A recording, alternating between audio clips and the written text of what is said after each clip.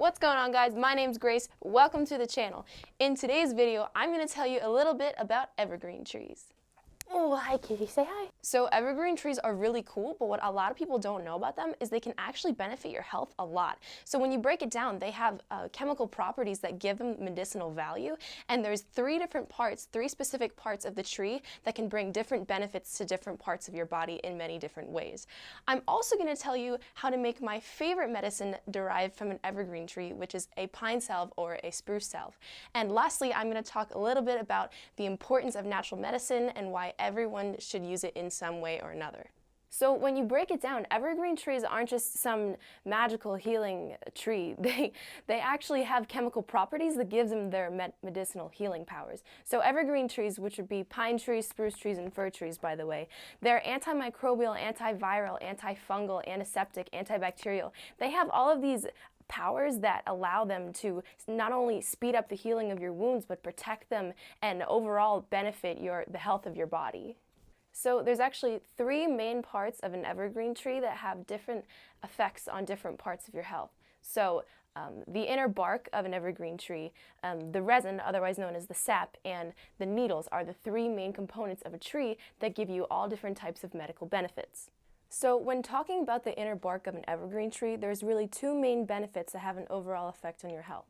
The first one is that pine bark is actually edible. So if you strip the inner bark from the outer bark in the base of the tree, it's kind of soft and flexible, so it can be hung and dried over a long period of time. And once that bark is dried, it can be crushed into a flour and then baked into a bread. You'd be used as the base of a bread. And the bark is rich in vitamin C, so eating that bread, consuming that bread will really have a good effect on your immune system because vitamin C is what really stimulates your immunity.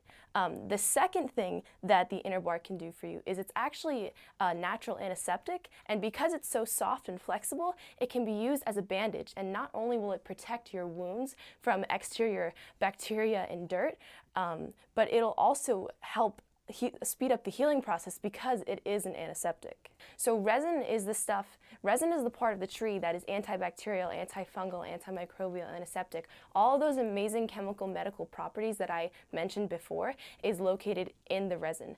And so what you can do is if you have some sort of external wound, whether it be a blister, a cut, a scrape, a burn, you can take some raw sap from a pine tree or a spruce tree and put it directly on your wound. And what that will do is, one, it will speed up the healing process of your wound because of its chemical medical properties, but also it will serve as a membrane and protect your wound from exterior bacteria and dirt that could further infect your wound.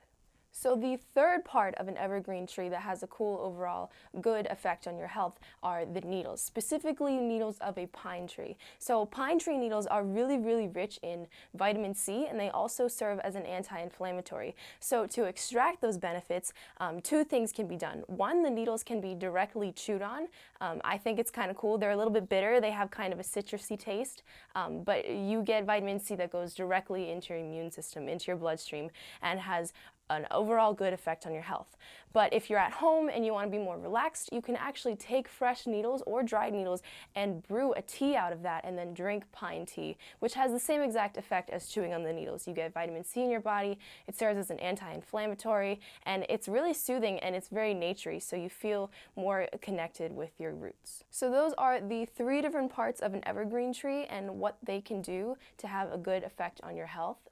Internally speaking, a pine tea can be brewed and ingested for the vitamin C, and also pine needles can be chewed but should not be swallowed. And also a bread can be baked from the inner bark of a pine tree to get that extra vitamin C and nutrients in your body. Externally speaking, the resin can be used on your wounds to help speed up the healing process and protect them from exterior dirt and bacteria, as well as the inner bark of the tree, which is antiseptic and can be used as a bandage. So this is my favorite part.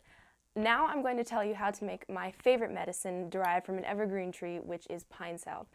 Pine salve is basically just glorified pine sap. It's pine sap with a few extra ingredients that make it a little more effective, a little more clean, and hydrate your skin a little bit better. It's basically like a natural Neosporin, and you know every single ingredient that goes into it, and you made it, and it's all yours. Alright, so before you can do anything, you have to find yourself an evergreen tree. Whether that be a pine tree, a spruce tree, or a fir tree, you gotta find one. And once you find one, you gotta find some sap. So once you find your evergreen tree and once you find your sap, collect at least a half cup of sap if you wanna make enough salve to fill like an Altoids tin. So once you have that pine sap in a bowl, whether it be liquid if it's hot out or rock solid if it's really cold out, that doesn't matter because you're going to heat it up and melt it anyway.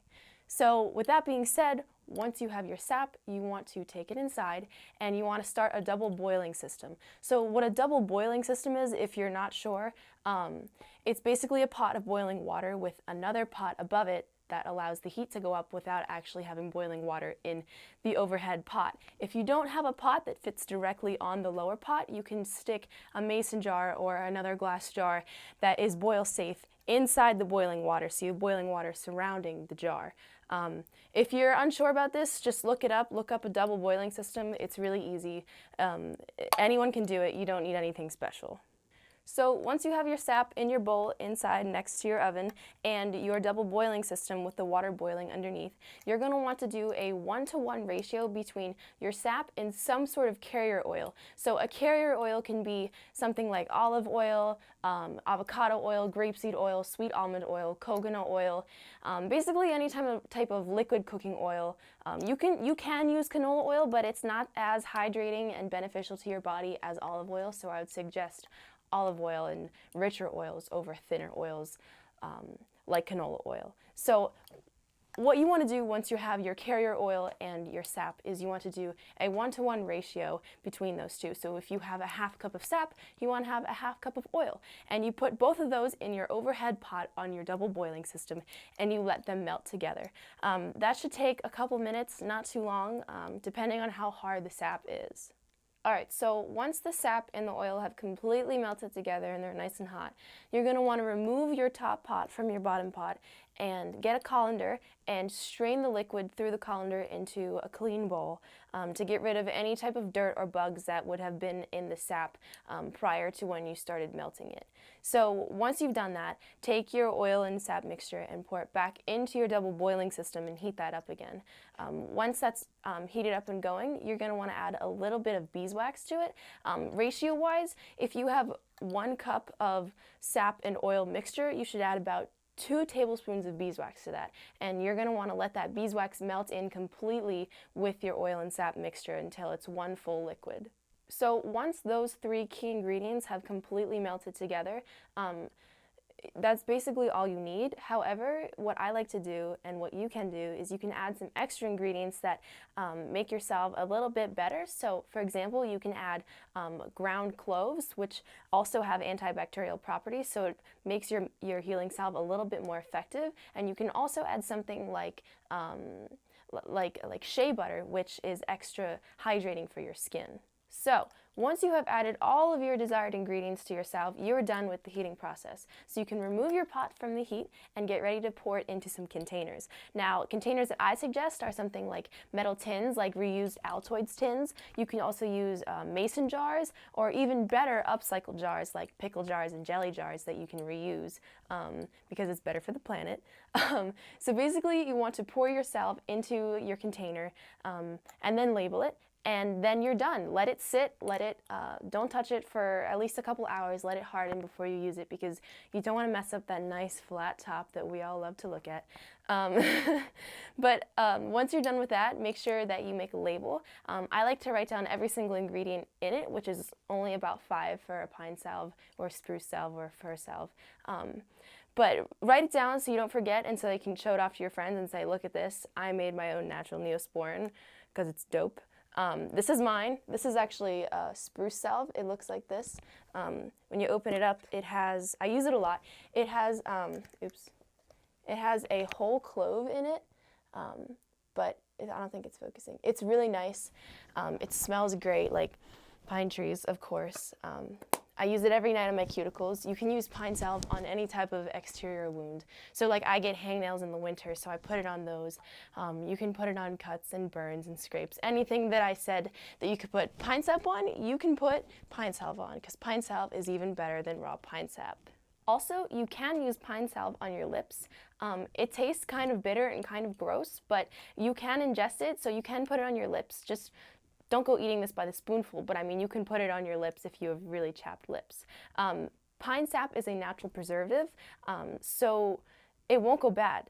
You can have this for as long as you want, use it as often as you want. You can use it as many times a day as you wish. You can take it hiking, you can keep it in your car, you can keep it next to your bed. It's great. You can use it all the time, and you should love it because it's amazing. Also, if you've been wondering what's in this hand, it's actually Norway spruce sap and avocado oil, which have been melted together. It's just those two ingredients, so I can use it later on to make another salve, or I can also make candles or even hand creams out of it, which I will make another video about later. So using, making, and understanding natural medicine is really important for a few reasons. For one, they're made with no synthetic preservatives that could potentially harm your skin, and on top of that, you can actually pronounce and know exactly what all of the ingredients are because you made it yourself. Now, natural medicines are also really important because no new plastic goes into the process of making these medicines. Whereas if you buy some sort of medicine at a drugstore or even a grocery store, not only does it come in a plastic tube or bottle, but it also comes in plastic packaging around that tube or bottle, which is really unnecessary for you and for the planet. It's a lot of one-time use plastic that we really don't need it, honestly. Also, when talking about natural medicine, it's important because it's a lot cheaper than buying medicine at some sort of store. It's the same thing as buying food versus making food. Making food is always cheaper than buying food. Lastly, natural medicine is really important because by making it yourself, you really have a better understanding of nature and you learn more about it and you become more environmentally conscious, which is really important for everyone to do. Alright guys, thank you so much for watching. If you enjoyed this video, please drop a like and hit subscribe. If you have any questions or ideas, feel free to leave a comment in the comment section below. And most importantly, go make some natural medicine.